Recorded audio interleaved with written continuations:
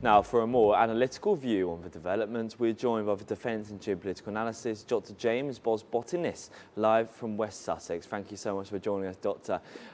So with the technical talks now underway in Doha, do you see these discussions leading to a broader US-Iran agreement?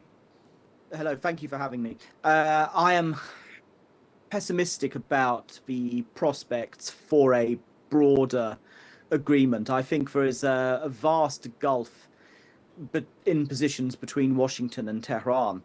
And while the negotiations will likely continue for an extended period, and there may be some form of agreement, I think the chances of a broad peace deal are probably on the low side. And so the United States are pursuing diplomacy while reportedly keeping military options on the table. Is this a negotiating strategy, or does it risk undermining the talks?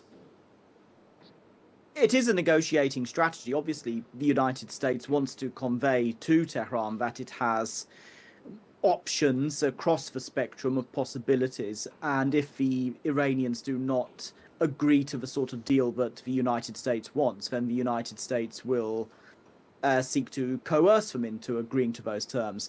The problem is that Iran also has military options, as we saw last week, where Iran and the US exchanged fire over the Strait of Hormuz. And obviously, Iran can still hold at-risk targets within the region, including oil and gas infrastructure, which has an effect on the global economy. And this creates a dynamic where US threats will be met by Iranian counter threats. Plus, the United States has already waged a 6-week-long heavy air campaign with Israel against Iran, which the Iranians came out of. And the Iranians feel emboldened. They survived a US assault that at the start Trump described as an attempt at regime change. He said that he sought unconditional surrender, and then he backed down from that. And the Iranians do not see as likely the United States resorting to the scale of military effort that would be required to genuinely threaten the Islamic Republic. And so the current negotiations are expected to focus on implementing the June post-war memorandum. What are the biggest obstacles to turning that agreement into a lasting settlement? There are several.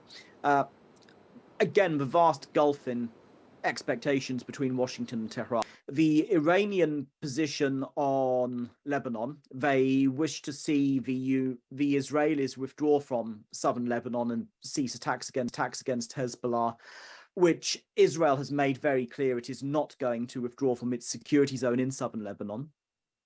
There are also issues regarding the nuclear program. Trump has made clear that denuclearization is the end goal, which Tehran does not agree with.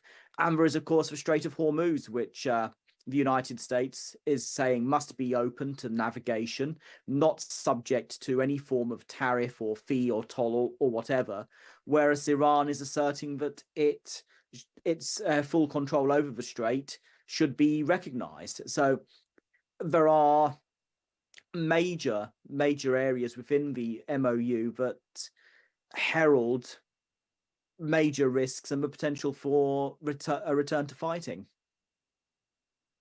Iran continues to reject direct engagement with senior US envoys. How much does reliance on the mediators complicate this whole diplomatic process? A main obstacle to diplomacy between the US and Iran is the complete lack of trust on both sides. Neither the United States nor Iran really trust the other. So the fact that mediators are able to facilitate a diplomatic process is actually something. Something is better than nothing, and you can use this as a confidence building measure. Of course, for diplomacy to really succeed, the talks will have to progress from the indirect to the direct. But at the moment, indirect talks, they provide a forum for diplomacy. So hopefully that can show sincerity on both sides and build trust between the two parties and perhaps bring them to direct diplomacy. James, thank you so much for your time. Really appreciate it.